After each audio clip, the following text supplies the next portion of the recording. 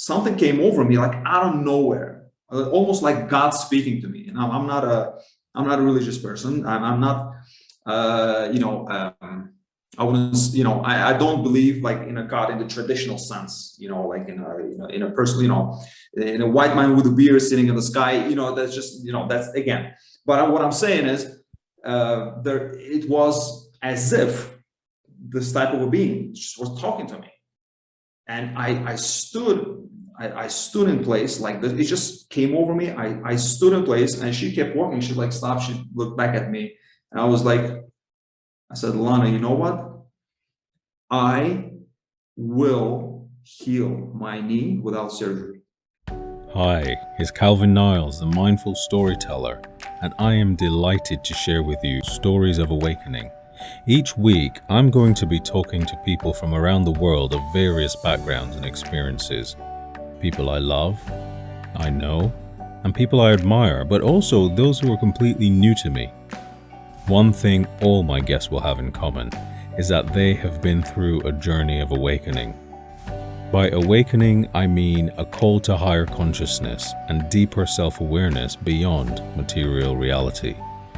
These stories will be real, challenging, funny, stimulating, and insightful. We're going to take our good time with these conversations. So listen from your comfy chair with your favorite drink, or on your weekend stroll, your morning routine, or whatever makes you happy. Stories of awakening with me, Calvin Niles, and I look forward to you tuning in.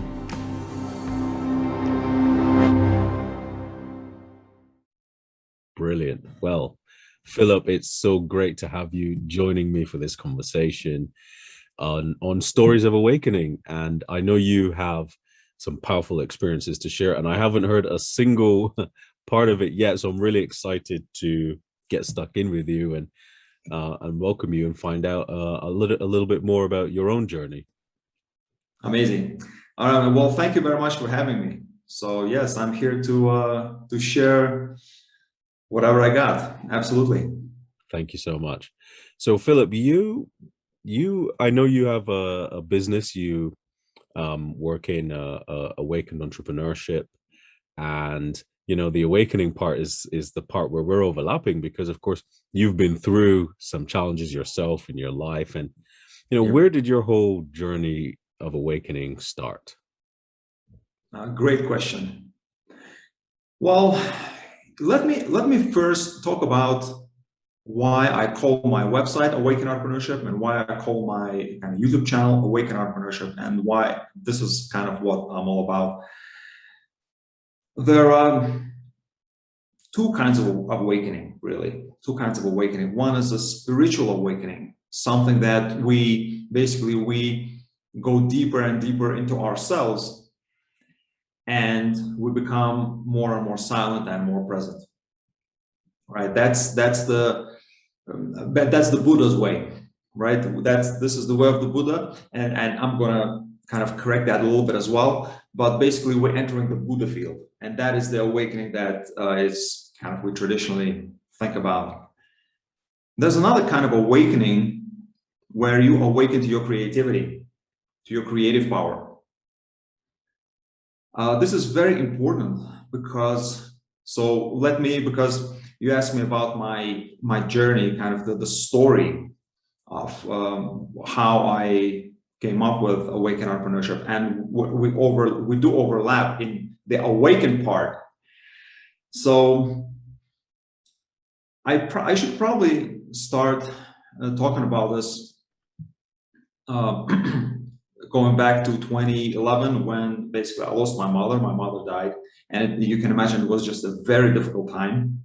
It was the hardest thing that ever happened to me. It was like, oh my God, how does a person even deal with that? It was just very, very difficult. And then a very good friend of mine, introduced me to Eckhart Tolle. Now we probably all know that we are in this kind of spiritual space. We probably have all heard about Eckhart Tolle. I'm pretty sure you're familiar with that person. Yes, I've heard of him. You have heard of him. Okay. Well, here's the thing. Basically, this my friend gave me his audio, and I began listening to the audio. And the audio, that audio really began to help me cope with my internal pain. Kind of like really began to help me. And I was like, wow, this is really helpful. This is amazing. I am becoming really more present. I'm beginning to understand how to deal with death and loss. I'm kind of becoming spiritual. And for the first time in my life, I came in touch with someone who was talking about this Buddha field, becoming silent, and basically I would say the foundation of the teaching is the foundation of all spiritual teachings out there, Zen, Buddhism. It is basically getting away from thought, getting away from the mind, and becoming thoughtless and sort of mindless. Not in the bad sense, obviously, mindless, but detaching from the mind, disassociating with thinking, disassociating from the mind. And that was just tremendously helpful in dealing with my pain. That was absolutely wonderful. And I kept practicing what Eckhart was kind of teaching. I kept practicing that and practicing, and I noticed that I was becoming, in fact, more present and more silent, accepting, very surrendering to the present moment, very much in the present moment, observing and witnessing my thinking, and also witnessing how the whirlwind of thoughts gradually diminished. And yes, I was thinking a little bit less, and it was feeling wonderful. It was feeling better and better. However, the interesting part was that I began to notice something else. I was not happy with the job I had at the time. I was not happy with my living situation at the time. I was just not happy with my life situation in overall, my entire environment, and basically almost every aspect of my life. And then I realized that in order for me to do something about it, I need to think about it. And now here I am, basically thoughts, like the process of thinking, was kind of almost demonized for me. It was like, wait a second, I'm not supposed to think, because thinking is now the enemy, the mind is now the enemy. And so what am I supposed to do? If I want to manifest a new reality for myself, I probably should not be, I probably should be engaged with thinking. And there was a tremendous conflict for me. That was a very, very, it was a very intense conflict at the time. Hi, if you're enjoying this conversation, you might like SOAR Book Club. Many similar conversations are happening in SOAR Book Club, a book club for the spiritually curious. If you like spiritual books and community, then why not join SOAR, where we can grow together, learn together in a fun and nurturing environment. Click the link below in the description to find out more about SOAR Book Club, or to find out how you can join. It'd be nice to see you there.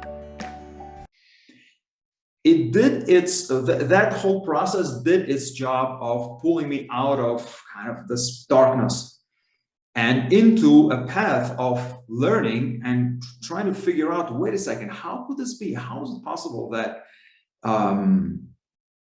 I am supposed to be thoughtless, or I'm supposed to be thinking less, but at the same time, I find myself in a situation that I really dislike. I feel like I must do something about it, and in order to do something about it, now we're getting into the realm of doing and thinking. So basically, we're going from the realm of no mind to the realm of mind, and that was a conundrum for me. So, but at the same time, if I'm now engaging with my mind in order to manifest reality, now I'm becoming less spiritual all of a sudden. Am I being less spiritual now? Okay, am I forgetting the teaching of Eckhart? Is that what it is? And that basically got me started on this whole journey of figuring this out because I wanted to know what is going on and how to deal with this, how to deal with this conundrum, with this duality. Well, gradually, I'm just going to kind of jump forward probably basically years. It took me years of figuring it out, years of kind of thinking about it and meditating and doing all kinds of practices. But at some point, I found myself kind of in a practice. I naturally kind of arrived at a practice where I meditated, and I always worked with my mind. So I work with no mind. So part of my practice was getting away from thinking, witnessing, getting into the witnessing and surrender. But the next part was the mind part. So that the no mind, which is the meditation, and the mind part, which is kind of insight and manifesting.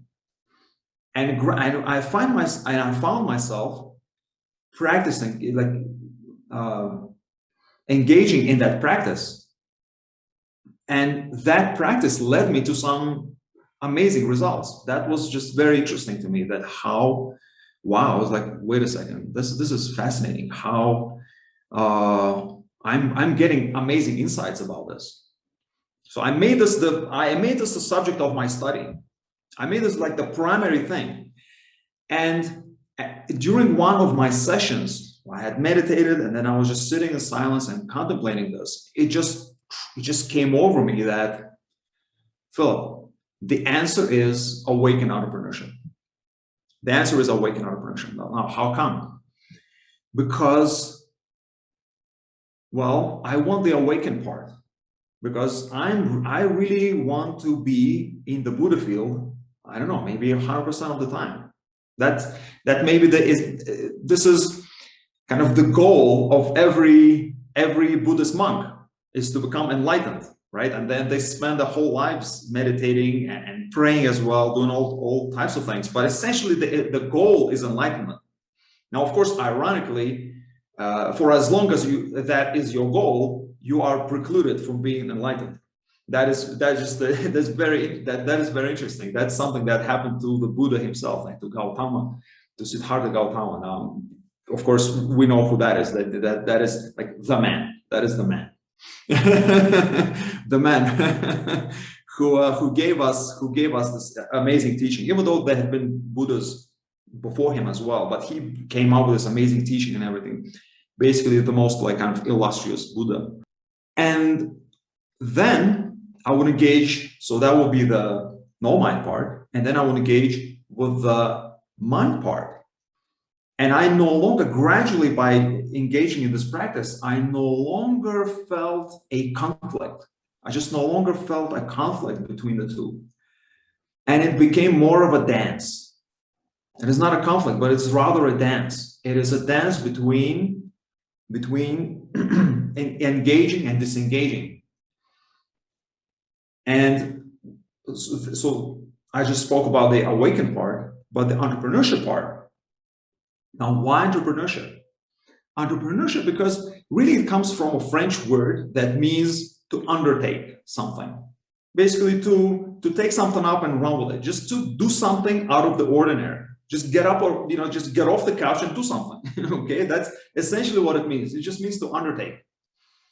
So it doesn't mean that, let's say, if I'm engaging in awakened entrepreneurship, it doesn't mean that I aspire to be like Elon Musk or something like that. That's just not what it's about. Yes, I want I want to create a profitable business. If I'm an entrepreneur, that part of it means that you're creating a profitable business, some sort of stream of income that is aligned with your purpose, that is aligned with your true life purpose. Now, of course, purpose is a big part of it. Now, so now we're dealing with awakened part, which is not creative. It's just silence and witnessing. And then we're dealing with the entrepreneurship part, which is pure creation.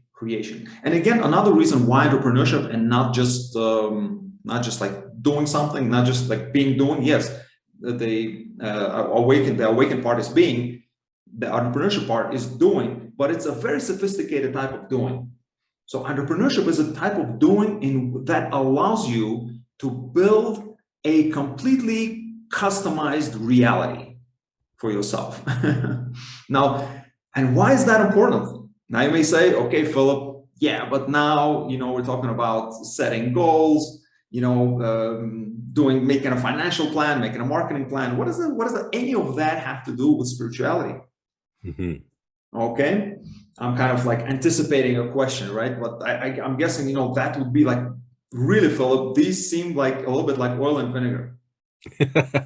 Well, actually, I was going to ask you, I mean, that was definitely a question I thought would arise because, a lot of people listening to this will be thinking, yeah, all right, I'm awakened. Should I sit under a tree and just stay there for the rest of my life? What should I do? What does awakened even mean in the context of being here, in the world? And now what does my life look like? What guides my decisions? What do my activities look like? And so on. So that's a really fascinating thing. I'd love to hear your perspective on. And I think you already sort of alluded to that with the entrepreneurship part, like the undertaking. And I didn't even know that, by the way, that was the original word. So now I can say that I'm an undertaker. You are. You're exactly. Good one. But what I wanted to ask was, if we could just go back a little bit around. So you had this real difficulty, of course, with the grief of the loss that you experienced. And what is this whole life thing all about? And then you discovered Eckhart Tolle's teachings from his audiobook or something similar. Yeah. How did you discover that? I mean, did someone recommend it to you? Yeah. Okay. Yeah, a friend of mine gave it to me. A friend of mine just gave it to me because he thought it might be helpful. He had been listening to Eckhart and he was like, hey, why don't you listen to this one? Okay, this might help. Just check it out. Yeah. And he knew I was kind of guy who would actually take and actually listen to it and do the work, so to speak. Yeah, so you already had a kind of openness about you. And I guess sometimes when you're grieving and when you're in pain, that you're more open than you would ordinarily be, I guess, to trying new things or experiencing new perspectives, maybe.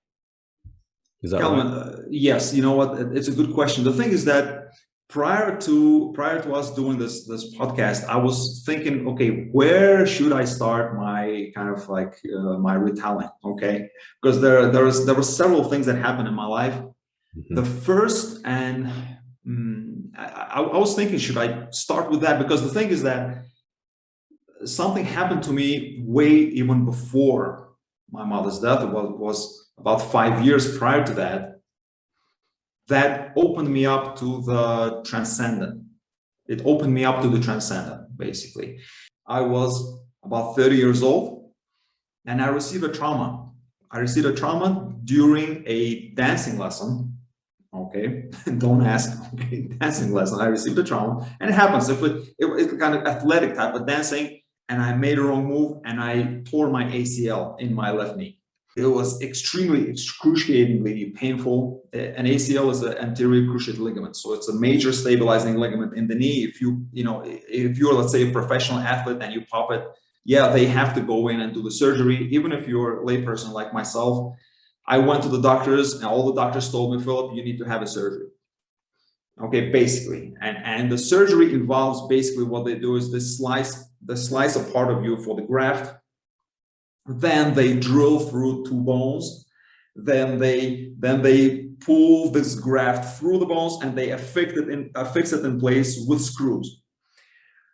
I thought to myself, I might pass on that just for the time being, at least, because it was just not my idea of fun. The problem was, I mean, this is the way the Western medicine. I am not knocking on Western medicine. I am not, because I understand its importance. I understand its greatness, and definitely not knocking on it. However, it has limitations, and because everywhere I went, they told me that, hey, Philip, you need to have a surgery, and that was the surgery I was supposed to have, and it seemed like even worse than the original injury, because that was going to be another injury, and it's a terrifying one. So, long story short, the problem was that I had severe pain in the left knee during walking, especially during some of the moves while walking, and I had a limp. I was really limping. It was really bad, and nothing I tried worked. Physical therapy, massage, all kinds of alternative treatments available through the Western medicine did nothing. I still had a limp. I couldn't straighten out my leg fully. So here's what happened. I thought to myself, I need to find a way. I really want to find a way to heal myself without surgery. So now the question was, how do I do that? And I went on a whole journey. I actually described the journey on one of my articles on my website. Basically, that journey took me, I got serious about it. And I absolutely wanted to do that without surgery. And at some point, it became kind of personal. I was like, you know what? I want that healing, and I want it now. Okay, I want it, and I don't want to go through the surgery. Okay. In the course of that journey, I traveled to Europe for the first time, to a there's like a town in Czech Republic where they supposedly specialize in joint diseases, but they did nothing for me. They kind of alleviated a little bit of the inflammation, because they specialize in kind of degenerative diseases, as I found out while I was there. However, very interestingly, and this ties into something else, you may be familiar with Joseph Campbell. Pretty sure you know who Joseph Campbell is. He is also like the man. He's also the man. He is, he's the author of this whole hero's journey. And of course, looking back in retrospect, after I had gone through that journey of trying to heal my knee, I was like, oh my God, this was like a real hero's journey, that thing. One interesting aspect of it that happened to me when I was in this little spa town in Europe, I met a lady there. And we kind of have a very short-lived kind of relationship over there, right? A very, very short-lived. But at one point, I remember asking her, telling her about my injury, and she was a health coach. She was kind of a health coach, and she was very much into kind of self-healing and using the body's mechanisms to, like, the body's own potential to heal yourself. And she told me about it, and she said, you know what, maybe you could think of healing yourself. And he gave me an idea. She said, okay, you could do this, you could do that, you could do with your mind, you could do and she gave me a bunch of ancient Chinese medicine kind of type of exercises, but they were not really meant to work for this type of a serious injury. But they gave me, but they opened my mind to the possibility of healing myself. And that was a very important shift. The important shift was from, okay, now here I am looking for the doctor, looking for somebody, hey, you come here, I'm gonna lie down on the table and you heal me. And I'm just gonna be passive about it. All I have to do is find you and you are gonna heal me. But now my mind switched to the possibility of healing myself, and that is very different, because this is very active. This is an active way of healing, and it's very different because now I take responsibility for my own healing. So it was quite a radical shift. So in terms of Joseph Campbell's work, that was kind of like meeting with the goddess. And she was a goddess in a sense. She was an amazing lady. So she really opened my mind. And I had a few other interesting conversations with her. So that was a very transformative trip. Now, it did not result in healing my knee, because it was in that sense, I thought it was kind of disappointing. But then when I came back to New York, I was like, interesting. So wait a second. there's something to this. So maybe I've been looking kind of in the wrong places or something, but that was just an idea at the moment. Now, a little bit later, I had one of these Satori experiences. It was a real Satori experience.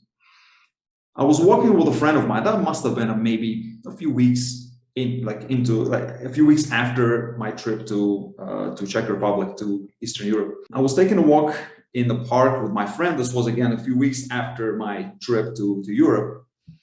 Again with another female friend, and we were just talking about something, and it had nothing to do with my knee. But then at one moment, during our conversation and our walk, I just stood because something came over me. Something came over me like out of nowhere, almost like God speaking to me. And I'm not a religious person. I'm not, I wouldn't, I don't believe like in a God in the traditional sense, like in a person, in a white man with a beard sitting in the sky, that's just, that's again. But what I'm saying is, it was as if this type of a being just was talking to me, and I stood in place like this. It just came over me. I stood in place, and she kept walking. She like stopped. She looked back at me, and I said, Lana, you know what? I will heal my knee without surgery. I will. There's like no question about it. No question. Now that was a moment, and as I was speaking this, it was as if almost godlike. I was speaking a reality into existence, because it was almost like I was like anointed to do that. It was like, I can't even explain this experience, but I had absolute positive knowledge. It's beyond faith, because faith allows a possibility of it not happening. But there was no possibility of it not happening in this particular moment. In this moment, it was absolute positive knowledge, absolutely no question about it. This will happen. And I was like, oh, like even like as I'm telling you the story, like right now, I'm getting like this, like that same feeling. I'm like, oh my God. And she was looking at me, and I was like, hey, she was like, you okay? And I'm like, yes, I am okay. So that was a Satori experience. It was an experience of kind of extreme. This was an experience of extreme insight, faith, and desire, all coalescing together, kind of indicating a complete reality of a future event. It was this one. I call it Satori, but traditionally, Satori, what it means is a temporary state of enlightenment. For example, the Buddha, when he became the Buddha, he entered a permanent state of enlightenment. Like he became enlightened, it switched on for him, and that was it. Once he went there, you cannot go back. There's a permanent state of Buddhahood. Now, a Satori. Satori is similar to that, because it is also a state of enlightenment, but it's a state of enlightenment that doesn't last long. It doesn't last forever. A lot of people, maybe even most people, have had an experience of Satori at some point. And I've had such experiences also in my life where there was no thinking whatsoever. That was a state of Satori, and I would be in that state for like several minutes at a time, and I was like, wow. And without even thinking, but kind of wondering. It was a sense of wonder, like, what is this? I'm just observing the reality around me, and nothing bothers me. That's a Satori experience. So I kind of use the word Satori for this one. This one was more of an epiphany, and an epiphany is really different from Satori. Satori is an experience of no mind, but an epiphany is a kind of experience of mind. It's an experience of an intense insight. If we, again, many of us are familiar with the Think and Grow Rich, the book. It very much, the book deals with the transcendent very much, because there's the concept of infinite intelligence. And that was the moment me connecting with the infinite intelligence, no question about it. In other words, like the way I like the word God for me, I use the word infinite intelligence. Yes, I am a believer in infinite intelligence because out of experience, because based on my experience, yeah, absolutely, absolutely. Wow. Kind of, I tapped into that infinite intelligence, and the infinite intelligence told me, Philip, you will heal your knee without surgery, just like you want to. End of story. You will. That's powerful. And in that moment, that's when you had your transcendent experience. And were you kind of aware at that point in time while you're having it that this is a transcendent experience? Or did you have like a few years later then look back at that period in the past and go, so that's what that was? You know, when did that kind of penny drop and you realize, wow, that was one of my ripples of awakening, if you like, or, you know, that was that Satori experience or epiphany or that real aha moment where the reality just shifted? Did you notice it in that moment, or how did that unfold? What I felt in that moment was that I knew it was a completely new experience that I never had before. And the intensity of it was so profound that it was also very inspiring, because it lasted, I don't know, about a minute or something like that. And because the intensity of it, you know, like an orgasm, like a spiritual orgasm, you know, and then it subsided, but it didn't subside entirely. It's still something of it remained, kind of a vibration of it remained. And yes, I recognized it as a profound experience. I couldn't quite tell. I didn't know what to make of it, quite frankly, at the time. I didn't know what to make of it. Now later, because prior to that moment, remember, because initially you asked me the question, how did you came upon like spirituality and transcendence? But prior to that, I had not had any experience of the transcendent per se, or at least not something I could recognize easily. Okay, maybe something like synchronicity, but I didn't even know the word synchronicity at the time. Because I had just not been into that kind of stuff, you know. So I didn't know what to make of it.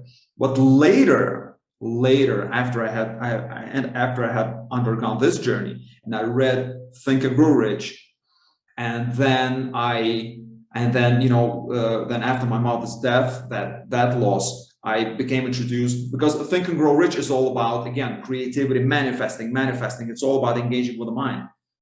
But then after the loss that I suffered, I shifted, like I swung all the way to the other end of the spectrum of being silent. And that's when I became, familiar with spirituality and what that was about, because I had no idea about that either. As I learned more and more about these things, about manifesting, because it is intrinsic in our nature to manifest. We manifest all the time, like we manifest every day. I get hungry, I want to eat, so I manifest a breakfast. I just go and eat. I just go to the store, buy something, come home. I just manifested it. But it's a very crude type of manifesting, very simple, very easy, but we do it every day. But anyway, so yes, to answer your question, that's as I gained more and more knowledge, as I began to practice meditation and contemplation and all these things, the reality of that experience in the park where I got that epiphany about my healing made more and more sense to me. And I had similar experiences after that as well. So the profundity of that experience then carried you through for the next few years. And then I guess when you went through the challenge of the grieving through with your mother's death, then you had a degree of openness when your friend said to you, hey, listen to this tape or Right. look at this book or what have you. Right. You already kind of knew, okay, this might be helpful, or this is a sign, or something inside of you was already willing to accept this that created that space. Is that right? Yeah, you could say that. The thing is that I didn't know what to expect from that audio, because prior to receiving that audio from Eckhart Tolle, where he tells his story, pretty much the same story that he tells in his book, The Power of Now. I haven't even read that book because I'm a auditory learner much more than I am it takes me a very long time to read a book, but I still read books. But he tells all of his main ideas in his talks basically. But I had no idea what I was getting into. Very interestingly, prior to that, years prior to the moment when my friend gave me that audio of Eckhart Tolle, I actually had a video recording of Eckhart Tolle, one of his talks. I had it on my hard drive. I got it from somewhere. I don't remember. I downloaded it from somewhere. But I started watching it. And then at the time, it was a very difficult time for me as well. Like I was kind of like, it was just a very difficult time for me because of extreme burnout. I was almost like on the verge of a nervous breakdown. I would say it was actually a nervous breakdown of sorts. And I had that video, but when I started watching it, Eckhart Tolle did not impress me as a human being. When he walked out on stage, and he was this very simple, very like scrumpy, unimpressive man. And he just sat on this chair and was just silent for a while. And that's when I turned it off. I was like, okay, this is not going to help me. This is not going to help me. I need something else. So I was not ready. You see, I was not ready I was not ready to experience silence and presence. I was completely in my mind, in my head at the time. So the first time I was introduced to the idea of just presence and silence was that time when my friend gave me that audio, and I didn't know what to do with it, and then what to make of it. I had no anticipation of what it was going to be about. And then he started talking, and I started listening, and then he was talking with a lot of pauses. And he's saying things like, well, we're going to be here together for 3 hours. Now that may seem a long time to some of you, but it's not because the speaker is boring, but it's because you have difficulty spending time with yourself. And so on. I was like, it was really annoying a little bit in the beginning, but I was like, wow. And it was like story without story. It was talking without talking. It was talking to get away from thinking. That was a completely new concept for me. So yeah, that was very profound. After that experience in the park where I received that epiphany, I went back home, and within the next few days, here's what happened. I realized, I said to myself, Philip, you've always been Googling stuff, just searching, searching and Googling stuff in English. But I happen to be fluent in Russian. So why don't I do a search in Russian? It's just, again, it's another kind of like, it's another world, right? It's another perspective. Something new may pop up, who knows? And I did. I Googled something in Russian, something like, okay, how to heal a torn ACL and meniscus, something like that. And there was the first page of results. And again, the Russian results are very similar to the results in English. Elevate, apply ice, have surgery. Okay, blah, blah, blah, blah, blah, blah. I go through these pages, and around page 7, 8, something like that, of Google search results, there's this obscure, not even a website, but just a little web page that looks like an online brochure, just like an online brochure, extremely crude, nothing to click on it. It was almost like an image, I think. It was nothing there to even click through. But it was just one page saying there was a very silly kind of stuck image of a nurse like doing something, like someone in like a white, in a blue gown, like applying something, clearly a stock image. And it says something like, if you have if you have a torn ligament or a meniscus, if you have a serious trauma and you want to do it without surgery, we help you by means of a gymnastics. There are special gymnastics. We help you with gymnastics, and that's how you do it. No surgery necessary. I was like, boom, that's it. It was, and unfortunately, it was in Moscow. I shouldn't say unfortunately, but the place that the doctor that practiced it, and by the way, there was a phone number and the doctor's name, and that was it. Okay. So, and it was kind of late in the evening, so it was really like deep in the night in Moscow at the time. So what I did was I called them in the morning. I picked the time, like took a little break from work, and I dialed the number, and the doctor picked up. I was like, "Hi, is this Doctor such and such?" And he's like, "Yes, how can I help you?" I was like, "Well, I have I saw your ad online, like your website online, and I do have a torn ACL and I have a torn meniscus." He's like, "Okay, come over, I can help you." I said, okay, no problem. Maybe I can come over. I was like, "Come over, okay." I'm like, "Well, I'm in New York. And he was like, he was very quickly, Russian style. He was like, "Listen, I don't care where you are. You're in New York. I don't care where you are. In order for me to help you, you have to be here." I'm like, okay.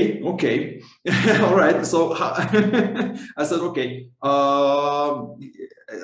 how much is it going to be?" So he told me the price. It was reasonable. He told me the price. I said, "But how long?"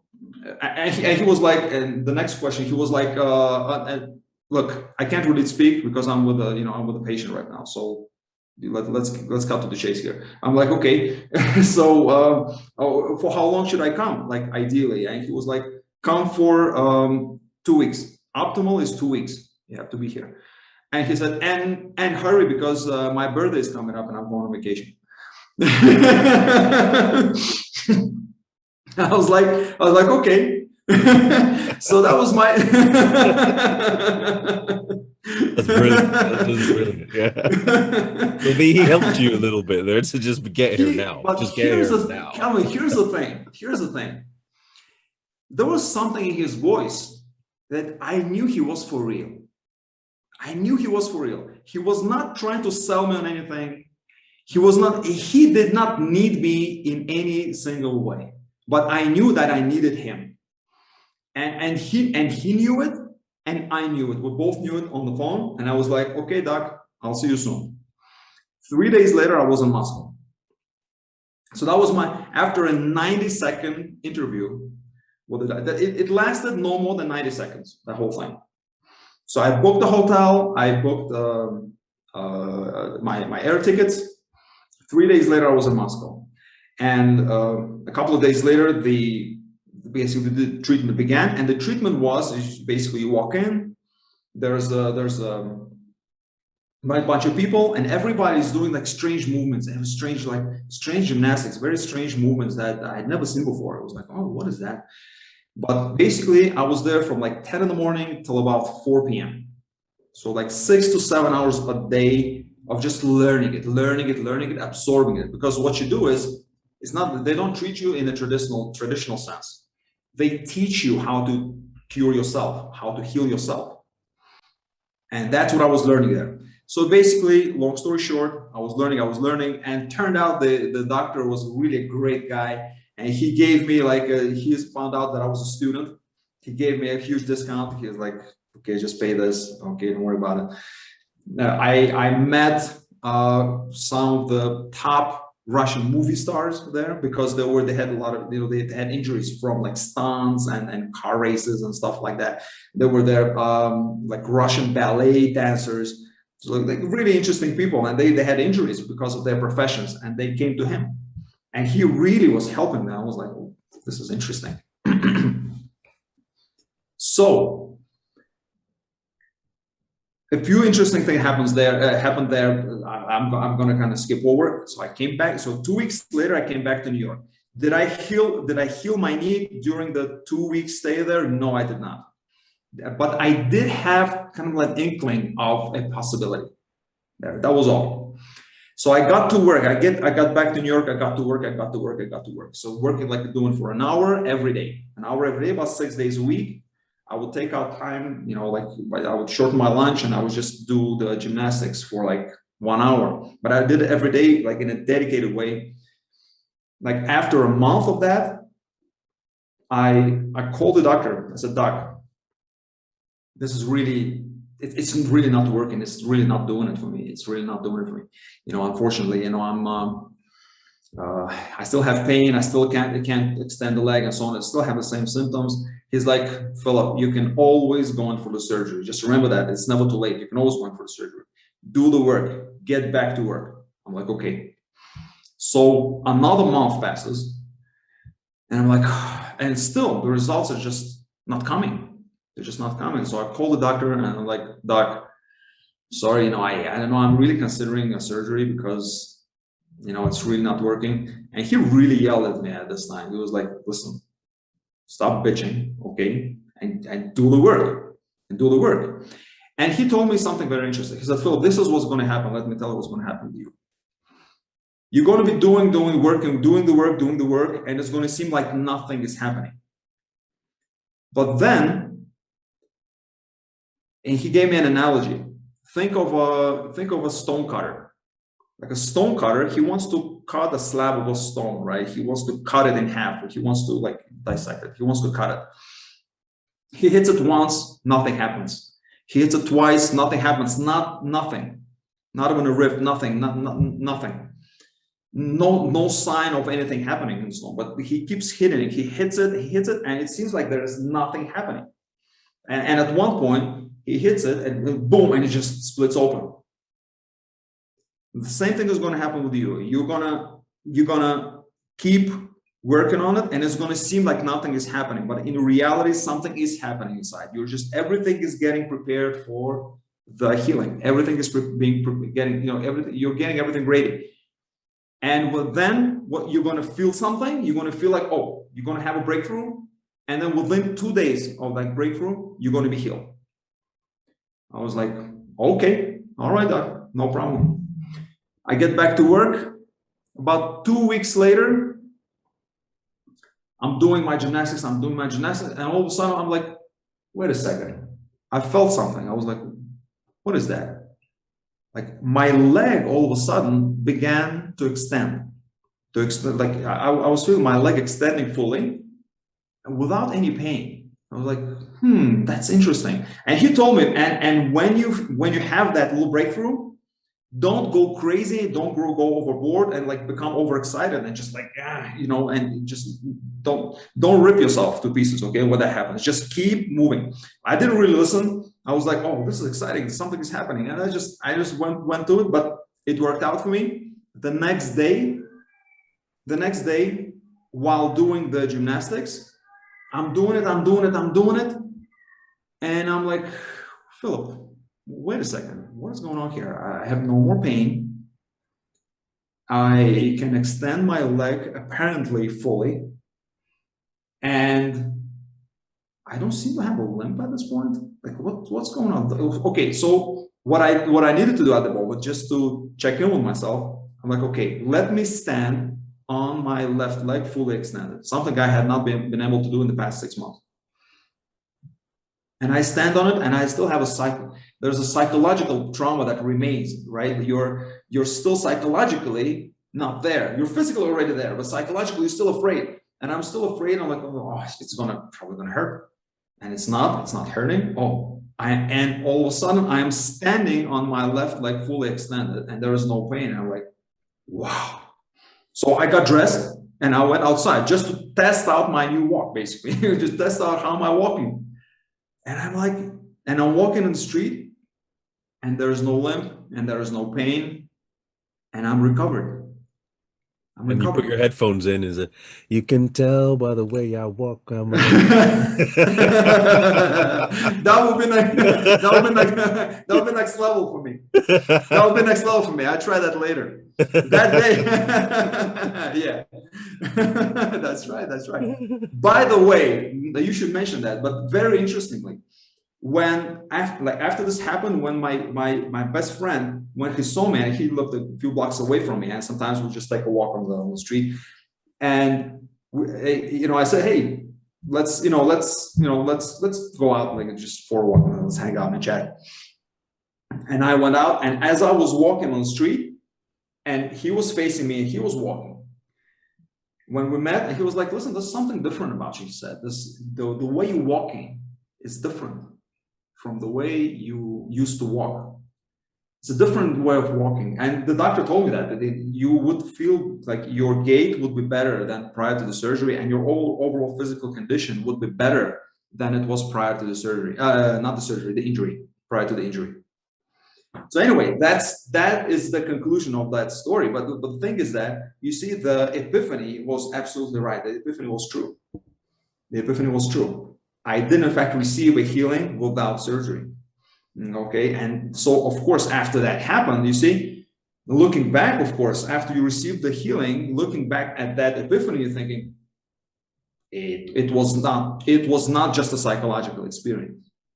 It was a profound interaction with reality, like with the infinite intelligence that simply the infinite intelligence knew that there was a way to do it. It implanted that. It just opened a frequency of that knowledge. Like I've kind of tuned into that knowledge that was available at the time, and that was it. And all I had to do was just do the work to actually bring it about. Yeah, I'm so glad that you shared that, because I'm so glad that you shared that in such a really easy to grasp way as well, because people listening to this are going to have normal injuries. They're going to have, like we all do, right? And then Sure. it's like, yeah, that's real, that's tangible. So I'm so glad you actually told me that story to the end, as much as I kept asking you about things in the past. Of course. So thank you for sharing that. And wow, it's really, really quite profound. That is it, that having had that experience, then looking back, there is that degree of, right, okay, so when people say sometimes the story is not really told while you're in it, the story is told afterwards. And is it that kind of, now I look back, I can see that, yes, that was true. And I guess that's also quite reassuring for future challenges too, when they come. It's like, I can't see the end. I can't see what the result is, but it doesn't mean that there is none. It doesn't mean that it's really quite a reassuring and restoring kind of experience too. Of course, absolutely. Yeah. So where has that brought you to after that? Now I know that 10 years have now gone, and you're doing awakened entrepreneurship and everything else. So what's the step forward now for you? And I guess maybe one thing we could share, that what do people really need to do when they're having their own awakenings? And what would you say to them? Someone's having an awakening, or maybe they may be experiencing an opportunity to awaken right now. Is there something you might be able to share that they can take away? Yes, absolutely.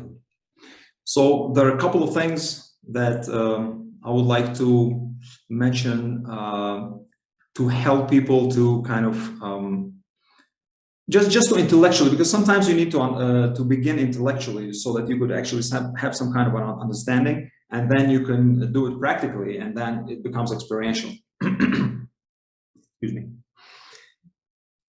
So the first thing I would like to mention is that there is a spectrum.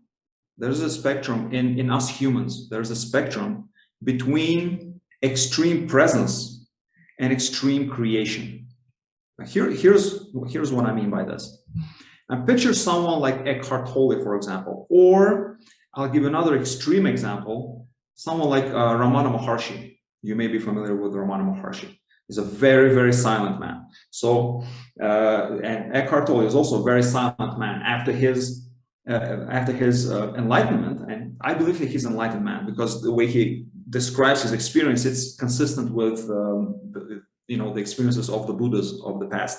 So yes, like Eckhart sat on the bench in the park for a couple of years, sometimes forgetting to eat, because he was just enjoying this blissful experience of not having to think or to do anything whatsoever. And so he just had to, and sometimes he like someone would give him food and he would just eat, but he didn't really care much about it.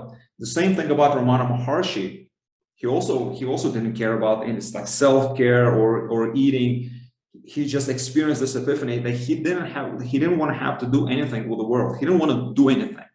He just didn't want to do anything. And he was just a kid at the time. He was like 15 years old, maybe 14, and all he wanted to do is to sit at the temple. He just came to the temple and just kind of lay down, and they had to force feed him for a few days or something. He just complete non-doing.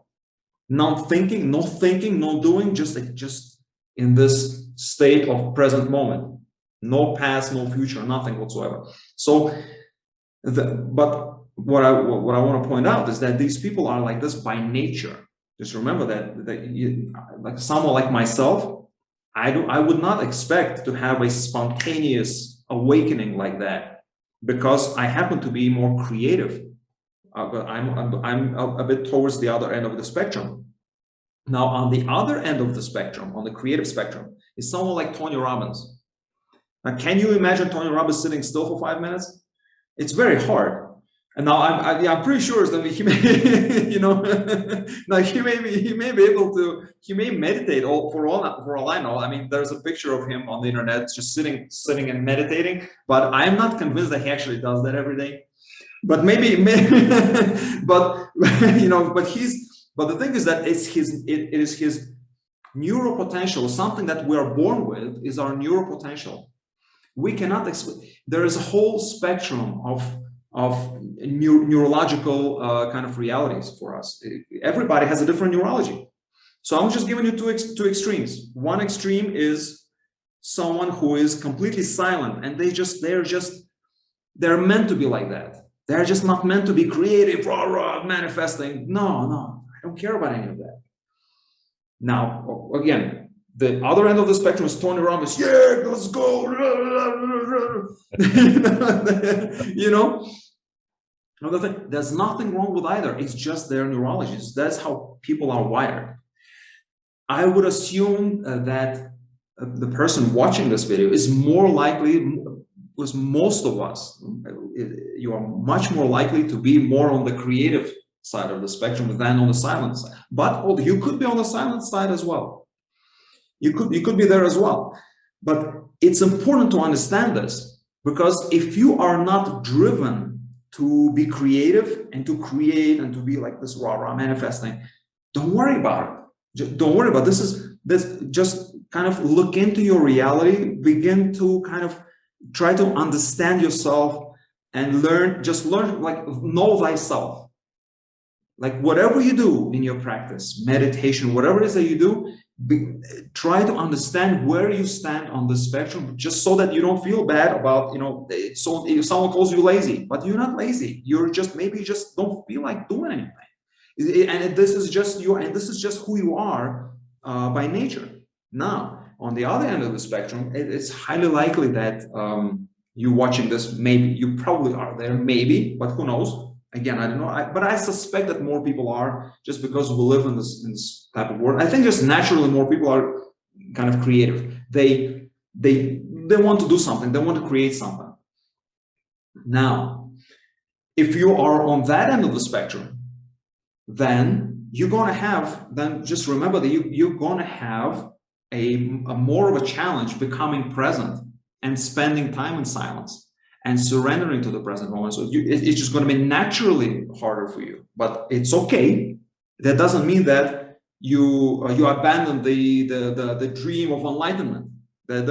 It absolutely does not mean that. It just means that you need to understand where you stand so that you don't feel bad about where you are. And there's a difference.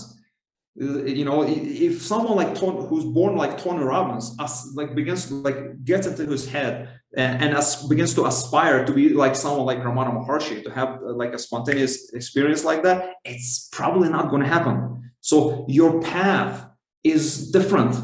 You see, depending on where you are on the spectrum, your path is going to be different. You're going to have your own unique path, and it is a path. It is a spiritual path.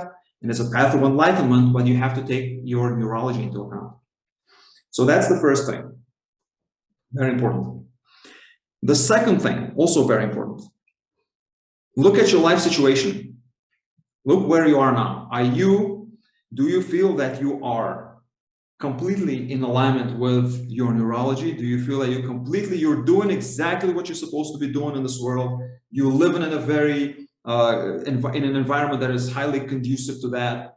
Do you have a spouse who resonates with you? Almost, it's such a natural connection that you vibe together and you're moving together in this direction that you want to move? Or are you stressed out? Or maybe you hate your job, or maybe you're in debt, or maybe this, and maybe that. Now, these are very different realities that you're in. And those different realities are going to affect the choices you make when it comes to your spiritual path. This is, again, you need to take everything into account. Let's say, I'll give you an example. Give an example. The example I really love is an example from a book of fiction, like the Count of Monte Cristo, but it can be applied to anybody, even if you've never read the book or watched the movie. It doesn't really matter. The truth is that as children, when we're born into a state where we are dependent on the environment. We're highly dependent. We become independent only in our 20s, for God's sake, But when we are infants, we can't even talk. We need to be taken care of.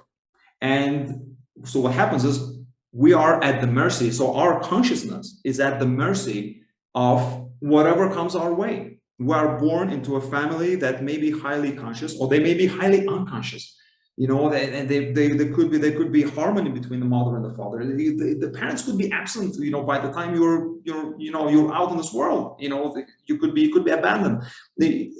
Anything can happen, but you basically, what I'm saying is, you are not in control of what's going to happen to you as a child. This means that it is highly likely that you've been influenced by things that don't have your best interest in mind. They just didn't have your best interest in mind. And if we dig deeper into it, and even some of the most well-wishing parents may be under the illusion they have your best interest in mind, but in reality they may not be. And that is that is something to keep in mind. Therefore, nobody is immune. It's just our human experience not to be immune to this type of an experience as a child. As a result, because it is highly likely that your environment and the people around you and the religion and let's face it, a religion is thrust upon you when you're a kid. You don't get to choose your religion; someone gives it to you. It just gets downloaded, But now you have a higher responsibility of taking control of what goes in and who you are, and so on and so on. And of course, the challenge with that is that by the time we're a certain age, things have kind of settled in here, and we just live in a certain reality that we believe is completely true. Okay, and that includes a lot of limitations, a lot of boundaries. Of course, also meditation is one of those things that helps you dissolve these boundaries. Just like a psychedelic experiences, for example, they're boundary dissolving experiences. But now, so what I'm trying to say is, where I'm leading to actually, is this. By the time you're a certain age, you're like a teenager, a lot of damage has been done. A lot of damage has been done, even by the best parents in the world. and not only parents, because you're influenced by a lot of things as well, a lot of other things as well. But what the metaphor that I would like to give you is that you can think of yourself, depending on how, you could be facing a situation that is like really bad. Like you find yourself in a situation like, how in the world did I get here? What is this?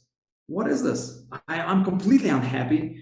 I hate my work, this and that, nothing is working, and I'm in debt and all, it could be really bad, or it could be, may not necessarily be that bad.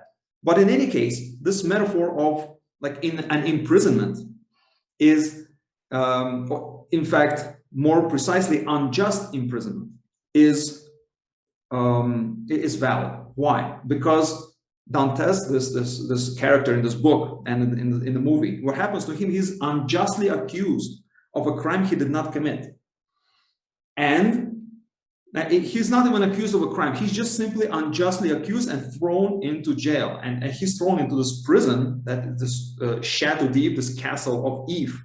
It is a real castle, actually, in the Mediterranean, on an island from which there's no escape.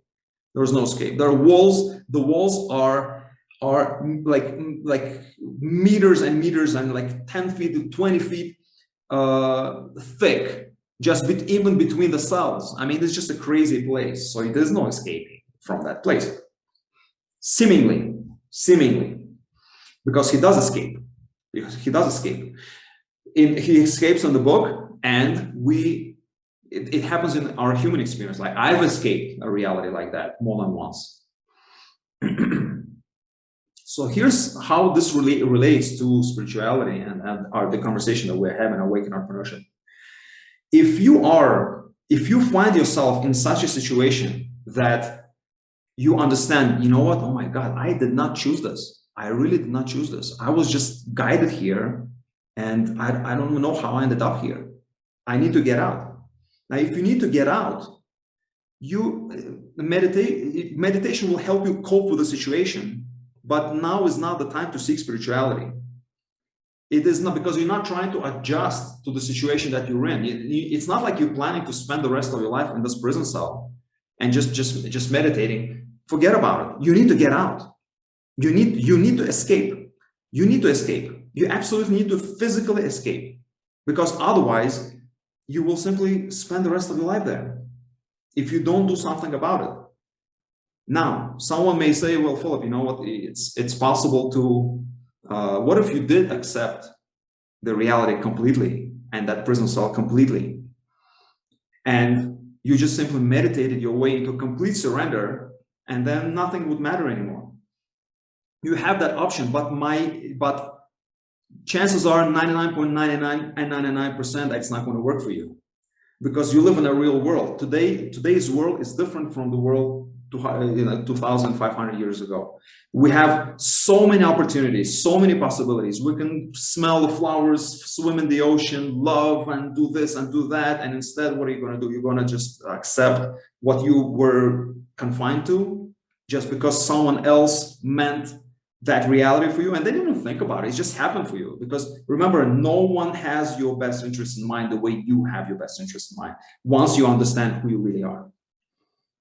So if you're in that situation, your job is to just get out. It's just to escape. Your job is to escape. You need to escape. Yeah. Okay.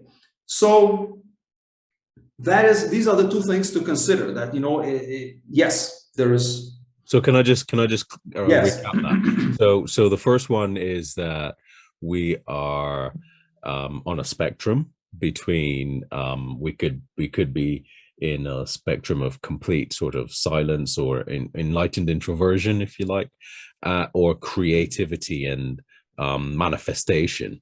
And people are across that spectrum in varying degrees, and a lot of people may find themselves more on the creative doing side, action-oriented side, and that's actually fine to be in either.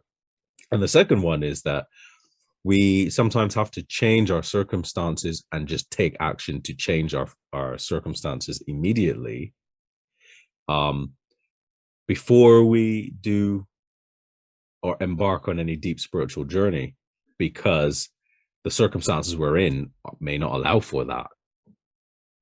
Is that right? Yes, that is right. But I wanna do a little kind of a little correction on to the second part. Yeah. Yes, you do begin you begin your journey right where you stand, here and now. Here and now, you begin your journey, and yes, you begin your meditation and you begin your spiritual path.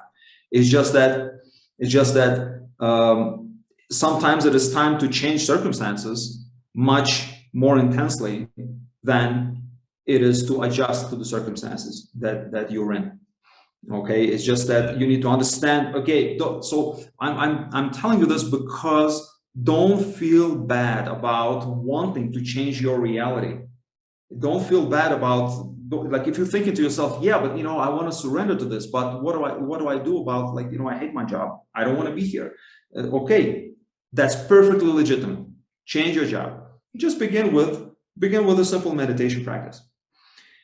So, and also something to point out. I mean, there's obviously a lot to talk about. There's loads. There's a lot of things to say. Yeah. But very quickly, I'm going to mention about the first part about the spectrum. Is that don't forget that someone who is on one end of the spectrum can be pulled to the other end of the spectrum, either temporarily or permanently. Yeah. For example, Eckhart Tolle was at one point. He was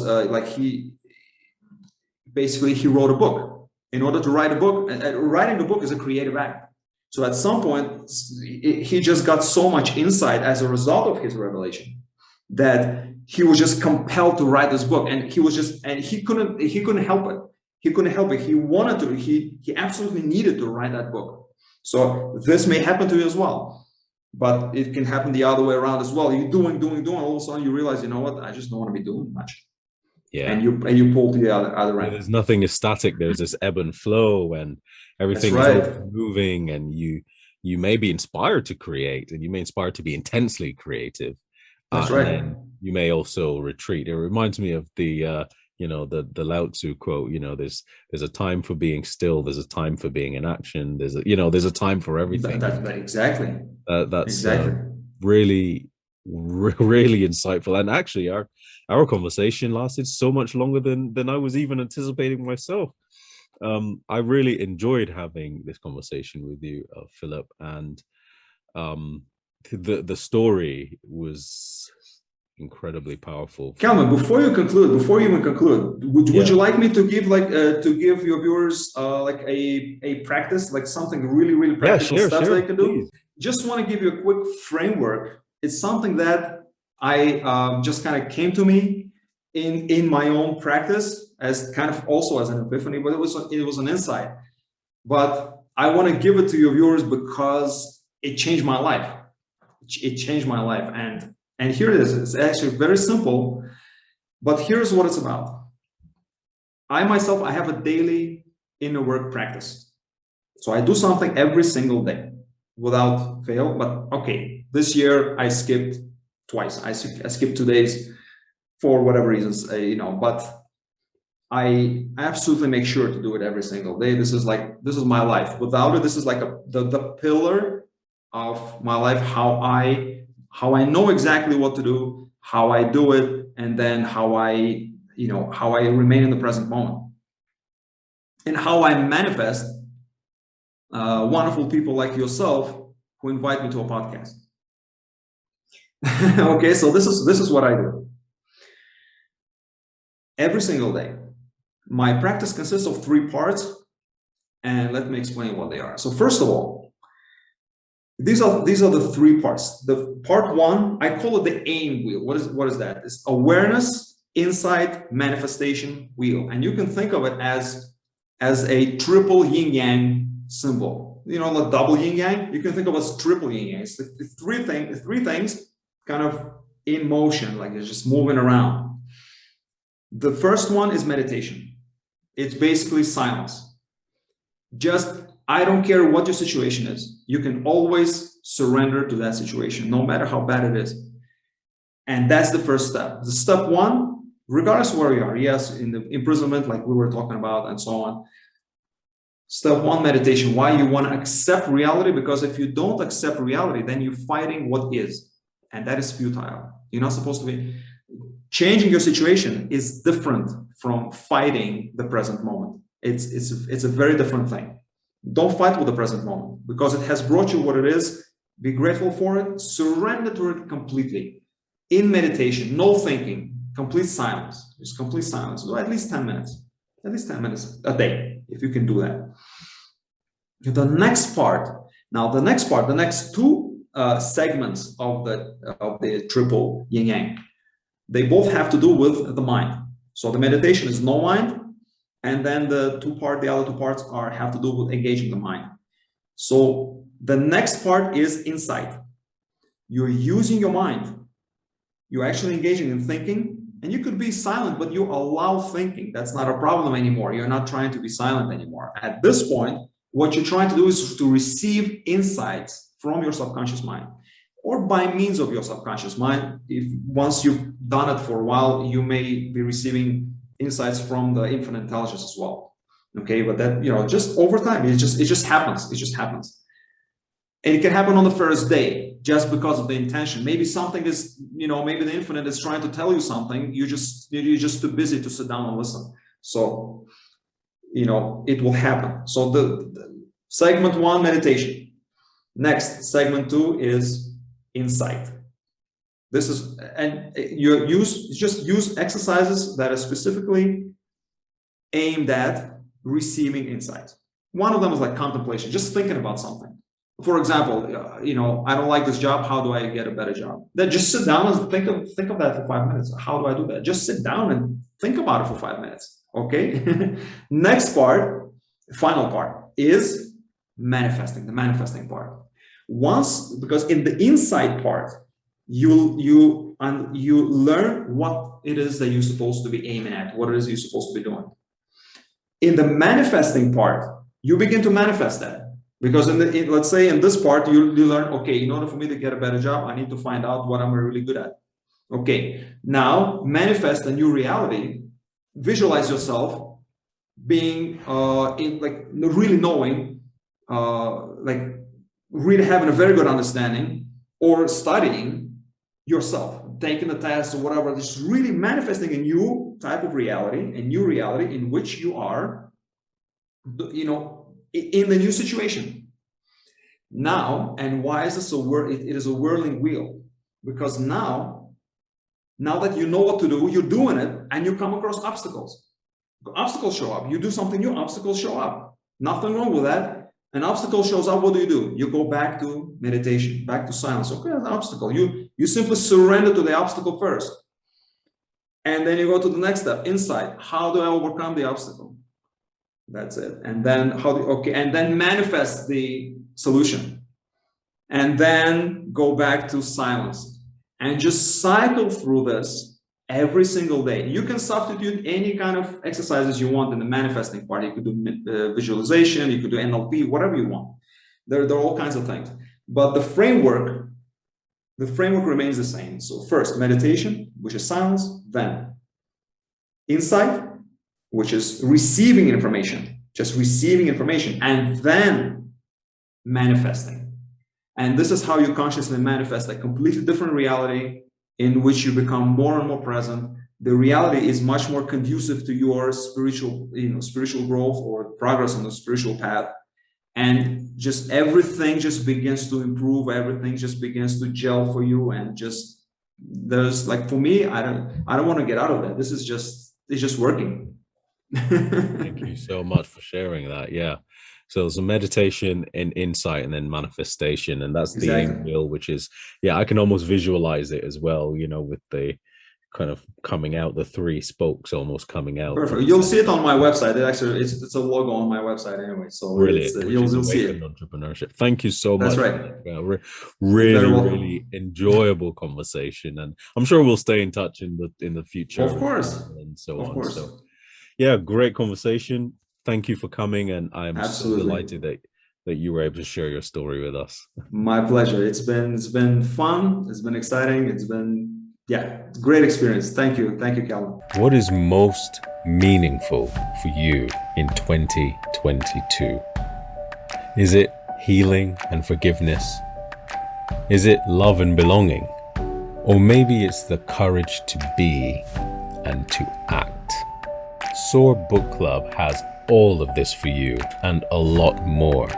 We know that stories carry a message. And for 2022, SOAR Book Club will be bringing more great stories with messages that we can get our teeth stuck into, to wrap our minds around, and to open our hearts in a fun and engaging community.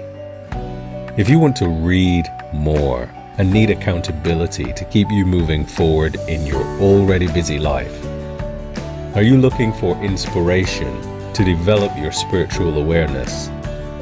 Maybe you want to be part of a positive community during these uncertain times, or connect with like-minded people who love stories and books. Then join SOAR Book Club. Hop on board. The train is about to leave the station, and I would love to have you on the journey with me. So click the link below to join. That's SOAR Book Club with me, Calvin Niles. I hope to see you there.